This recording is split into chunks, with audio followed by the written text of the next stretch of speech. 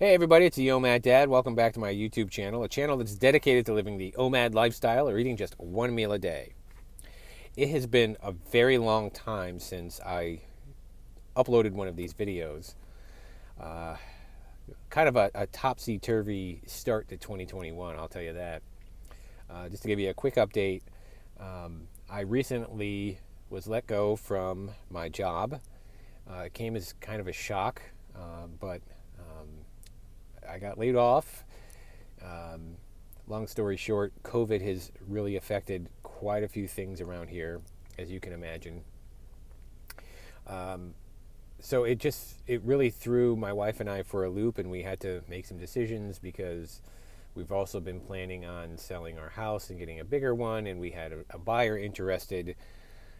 So we've had a lot of things going on, and ultimately it's a bad time to be out of work, but yet at the same time, it's also a pretty good time because um, there's the extra money coming in from the stimulus bill that Biden passed, and so with that extra money that's coming in, the checks that are coming in are very close to what I was making when I left. So that's a positive thing.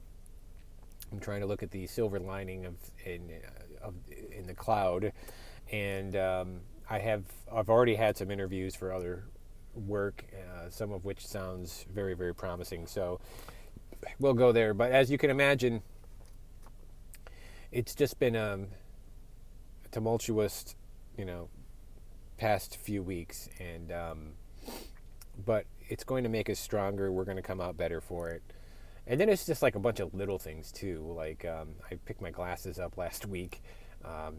They were on the nightstand. I go to pick them up, and you can see here they're all taped. The entire like arm of my glasses just came off. Just was, I could see if I was sleeping with my glasses on, and I could see if, uh, you know, and I squished them somehow. But no, it's totally freaky. But and none of this has anything to do with OMAD, but I just wanted to give you guys a little quick life update of what's been going on with me. So now that I'm out of work, I would hope to more regularly post videos on here. So one thing I've done is we've made some cutbacks. I plan on doing some 48s. Usually I plan on having a 48-hour fast, maybe once a week or so, just to kind of stretch out the food budget a little and do some more regular cleansing. I've taken up my meditation practice again more consistently. So overall, trying to put a good positive spin on more of a bad situation. But today I want to talk about fad diets, the moderation thing, and why that doesn't work. I was going through my closet the other day and cleaning out some things and getting rid of some old books, and then I came across this book here, French Women Don't Get Fat. I'm sure some of you guys have definitely heard of it or read about it. You've probably forgotten about this book because, like with many trendy diet books out there, these books come and go quite quickly. They come out, they're the newest rage, everybody's on the bandwagon, they're doing it, and then 6 months, a year down the road, people are on to the next thing. And these books like this get kind of left behind and forgotten about. And I can understand why. The overall premise of this is Muriel Giuliano, if I'm saying her name right, is this CEO of a champagne company in France, Vauclitois, which I will say makes a really good bottle of champagne. She wanted to address the French paradox, so to speak. Why French women in particular, but the French seem to drink lots of wine, eat full-fat cheese and all breads and everything else, and yet they don't get fat. And I don't know if anybody can really truly explain why that paradox exists.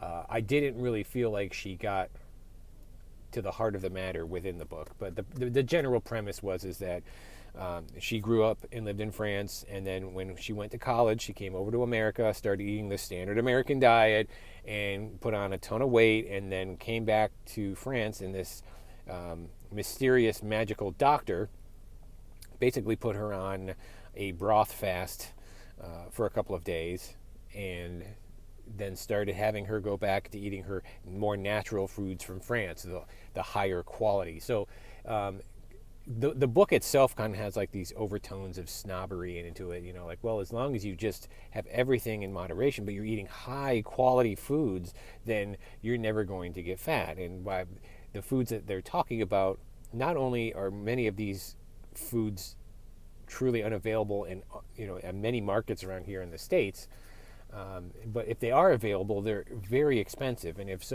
if you're having difficulty with food budgets or budgets in general, it's not a great idea to try and tell people that you need to buy cheese that costs $21 a pound. I mean, obviously you're not going to sit and have a half a pound of cheese in one setting in that sense, but just the way sometimes the book comes across is just ridiculous. But it's indicative of a lot of those moderation fad diets, and a very typical of this type of genre of book that just gets put on a shelf, and after about a year or two, nobody even remembers it anymore. This one here, the main message here is you can eat whatever you want, but just in moderation. Now, the problem with that statement is that it's just this empty statement. There's no actual plan there. And the reason you come here to this channel is because you've tried that stuff before and it didn't really work for you. Because what does it mean? Like, I'll give you an example. Okay, so everything in moderation. Does that mean I have just a little dessert every single day? Or is it every other day? Or is it maybe once a week? Or am I supposed to cut out those desserts for special occasions, but then just have fruit? So what is that supposed? That's just one example.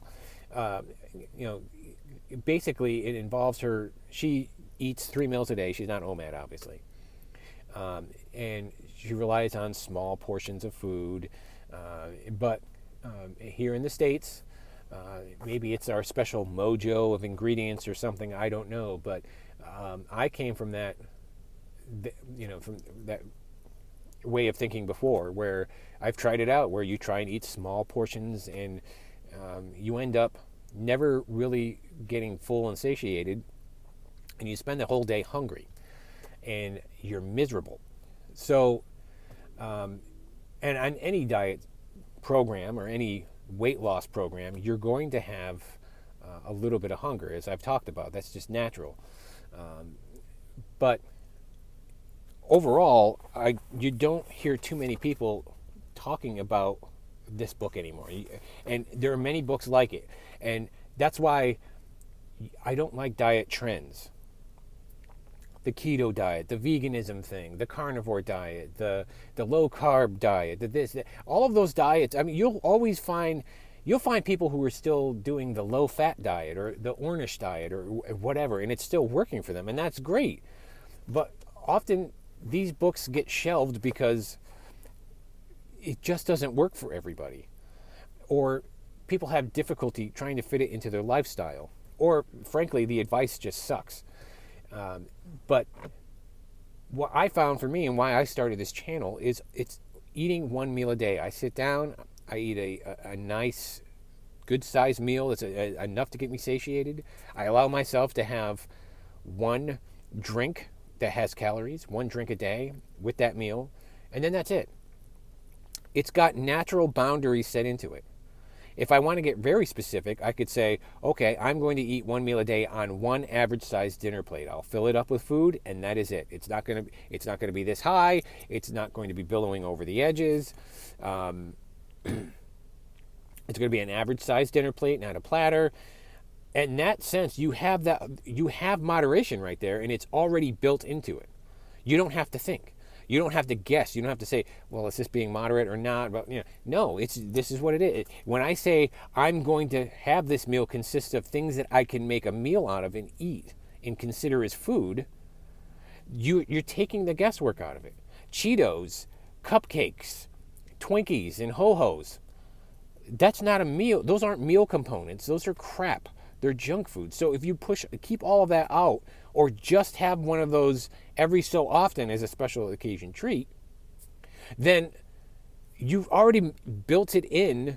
You've designed the system so that you've taken the guesswork out, and it will work for you. Having drinks, for example. How many times people have one glass of wine, two glasses of wines, two glasses of wine, or you have a couple of sodas. Next thing you know, it's like you're having all of these extra calories come in, and you have really for nothing to show for it. So that's why, and I'm not trying to knock this book in particular. There are some saving graces from this book, and I'm going to go over them, but it just reminded me of all of the fad diets, and I love maybe it's a hobby of mine, but I love reading books like this and going to the bookstore and seeing all of these, because it kind of jogs your memory and remembers, you're like, oh yeah, that's right, I remember the grapefruit diet, where every time before I'm supposed to eat something, I'm supposed to have a grapefruit. I mean, my God, it's just there's so many, all of these different little diet schemes and things that people have just to try and lose weight, when really all it comes down to is self-control. See, they don't mention the self-control part, but that's what you learn from OMAD. And then you have those natural boundaries set in to where you don't have to vilify certain foods and then put other foods on a pedestal. You sit down and you eat the foods that you enjoy, and the foods that are around you, you do so in the specific guidelines, and then the program works for you. It's simple as that. I did mention, however, there are some saving graces, and she makes some generalizations about French people and French women, more specifically. But I think some of these observations and some of these points actually could help people in their OMAD journey. So there's quite a few of them, but I'm only going to talk about a couple of them here. Number one, she writes, French women typically think about good things to eat, and American women typically worry about bad things to eat. I would agree with that statement. I think as Americans, we're always, how many times have you ever heard, oh, you don't want to eat that, it's too many calories. Oh, I can't have that, it's too many carbs. Instead of focusing on the negative, focus on the positive. What is something good that I can have? What can I put on my plate that is a meal, an actual meal component that will be a blessing to my body and not a hindrance? So that's where French and Americans kind of, are kind of differing. And if any of you out there are from France, please feel free to weigh in on a lot of these observations. I don't know if you've actually read this book or not. So she also writes, French women love bread and would never consider a life without carbs.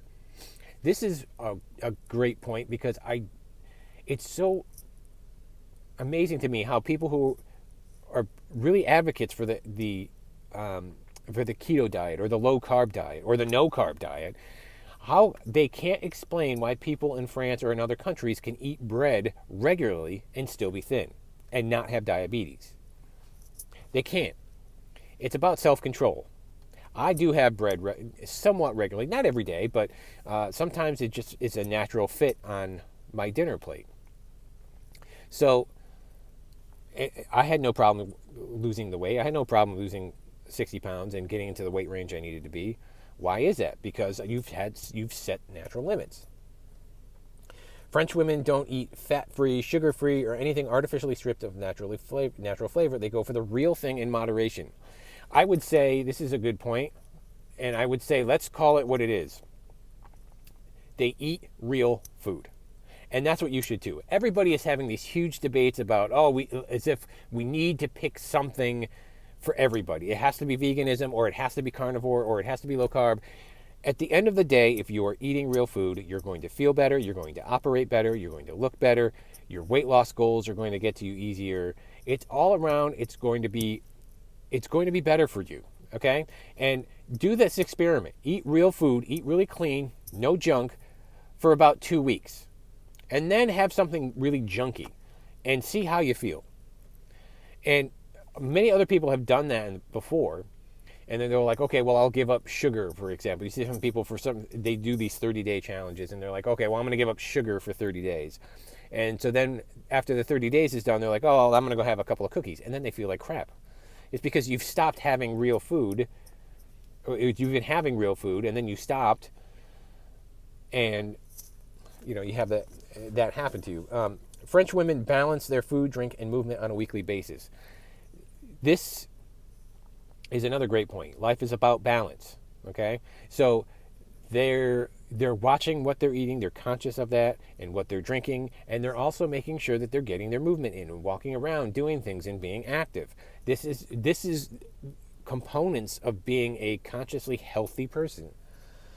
French women do stray, but they always come back, believing there are only detours and no dead ends. I've said this before when it comes to OMAD. When you get to your goals, even if you stray away from OMAD and you find that you've put on a little bit of weight, you can always come back. It is always right there waiting for you. You don't have to do OMAD for the rest of your life if you choose. French women don't often weigh themselves. They prefer to keep track with their hands, their eyes, and their clothes by using zipper syndrome. Another great thing to do too. I had a video up about fashion in OMAD. And what I meant is instead of wearing those baggy sweatpants and things all of the time, and clothes that are 2 sizes too large, or always trying to find the bigger sizes, wear pants, wear jeans, wear clothes that are a little bit more form-fitting, so that you can see in real time how your clothes are fitting. And when you're wearing your pants and they're starting to get a little bit tight, that's how you know mentally, hey, you don't need a scale to tell you that you have to cut back a little bit. That's when you know, hey, okay, it's time to get more serious about this and take these extra pounds off that I apparently put on. French women don't snack all the time. This is another huge one. You know my stance on snacking, and it's really not a thing with OMAD because you're only eating that one meal a day.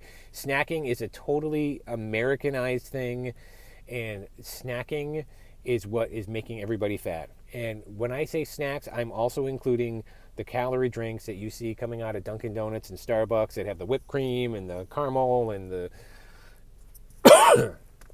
excuse me, the whipped cream, the caramel, the